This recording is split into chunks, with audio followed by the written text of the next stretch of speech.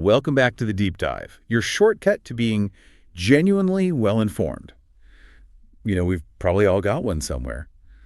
That gift card you got for your birthday tucked in a wallet, or maybe an e-code lost in your email. Yeah, it's like it's value, but it's sort of locked up, isn't it? You can only use it in one place if you even remember you have it. Exactly. So today we're going deep into a really innovative niche in digital finance.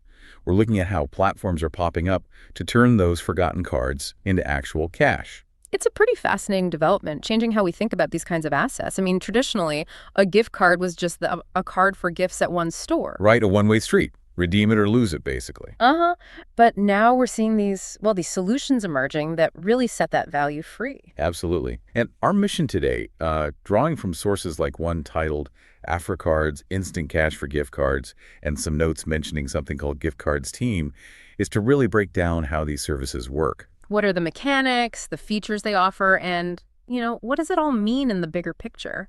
Exactly. We want to help you understand how they're not just like a convenience, but maybe even opening up new avenues for financial access. Let's get into it. Okay, so let's start with the main example from our sources, Afrcards. What's the basic idea here? What problem is it solving, and who's it for? Right. So Afrcards is basically a mobile app. It seems primarily aimed at users in Nigeria and Ghana. Okay. And the core problem, it's exactly what we were just talking about, people having gift cards they don't want or can't easily use. Afrcards lets them sell those cards and get paid in their local currency. So Naira in Nigeria or cedis in Ghana.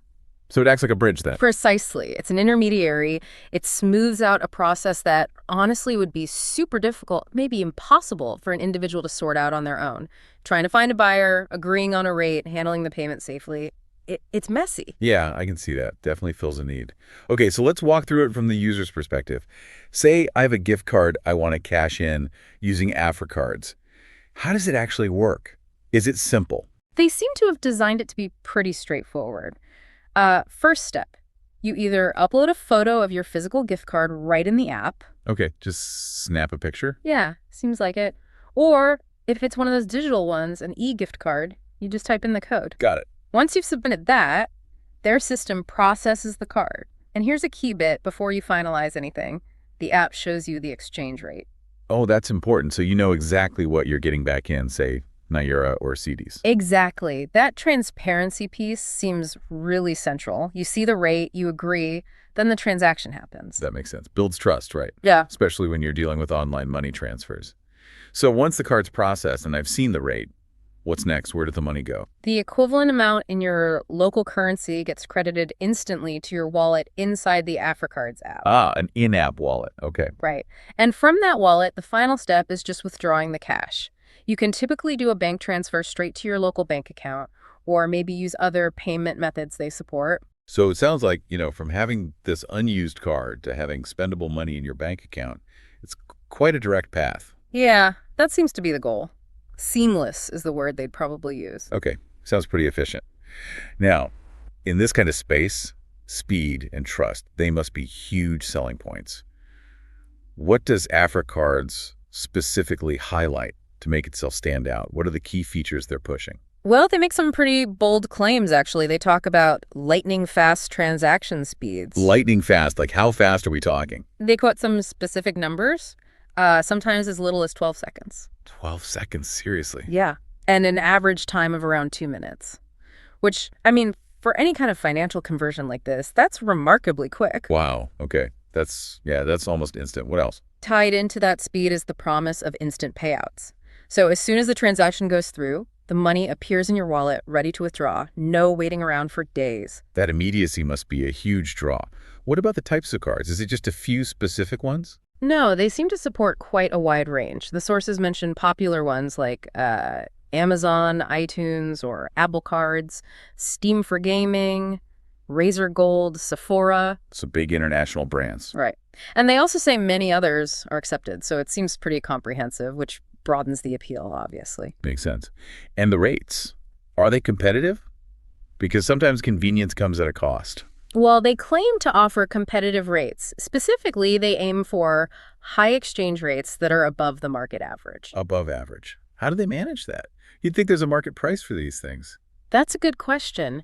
It could be that the informal person-to-person market for selling gift cards is just really inefficient. People might sell them for way less just to get something. Right, desperation pricing almost. Maybe. So a platform like Afrcards, by creating a more organized marketplace and possibly having better ways to actually utilize or resell the value on those cards, can offer a better rate than you'd get elsewhere while still taking their own cut.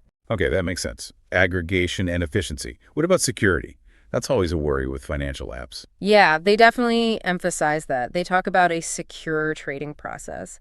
And one specific assurance they give, which seems important for trust, is that the gift cards will not be resold to a third party. Ah, okay. So users don't have to worry about their card details floating around or being misused after they sell. That seems to be the message they want to convey. And finally, to back it all up, they mention having 24/7 customer support available through email and WhatsApp. Which is pretty essential. If something goes wrong or you just have a question, you need that support readily available. Absolutely. Builds confidence. Okay, so that paints a pretty clear picture of Afrcards. But you mentioned our sources also refer to something called Gift Cards Team. What's that about? Is it another company? It's a bit less clear from the notes. Gift Cards Team doesn't immediately sound like a specific app name in the same way Afrcards does. It might be maybe a general term for the people working in this space, or perhaps it refers to the group behind one of these apps, or even just the concept of these teams existing.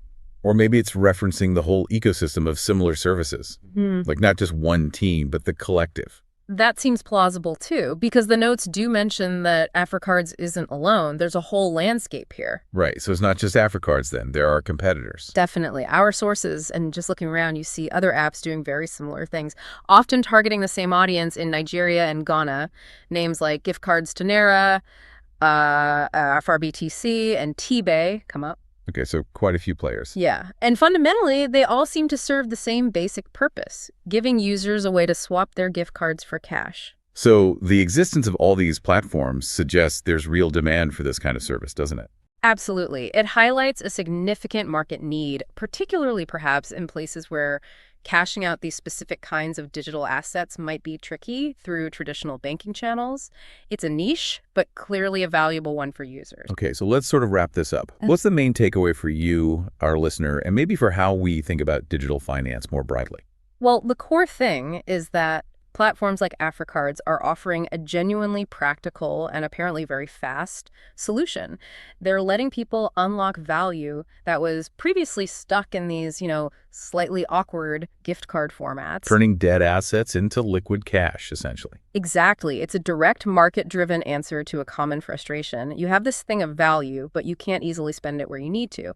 Now you potentially can. It really makes you think, though, beyond just gift cards, what are the wider implications here? Right. Think about platforms enabling this kind of direct conversion, turning these niche, often illiquid assets straight into spendable money. What does that tell us about financial access, financial utility, especially as the world gets more digital? Particularly in developing economies, perhaps. Yeah, and you start wondering, how could these models evolve? What other kinds of locked up value might be next? Think about loyalty points or specific game credits, maybe even, obscure digital collectibles down the line. Could we see platforms emerge to liquefy those too? It certainly opens up possibilities, doesn't it? It's changing how we might perceive and use different forms of value in this increasingly digital economy. Something to definitely keep an eye on.